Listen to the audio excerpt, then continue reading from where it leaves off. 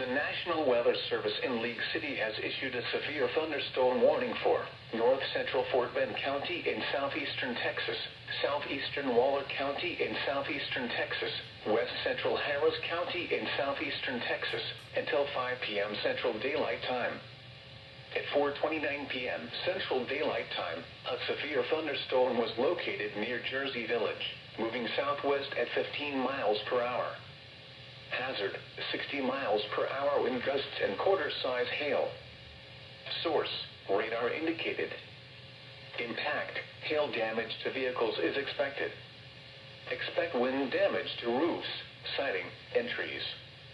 Locations impacted include Katy, Jersey Village, Hunters Creek Village, Bunker Hill Village, Piney Point Village, Spring Branch North, Eldridge, or West Oaks, Spring Branch West, Addicks Park 10, Spring Valley, Hedwig Village, Hillshire Village, Spring Branch Central, Willowbrook, Fairbanks, or Northwest Crossing, West Chase, West Branch, Briar Forest, Cypress, and Midwest. For your protection, move to an interior room on the lowest floor of a building. Prepare immediately for large hail and deadly cloud-to-ground lightning.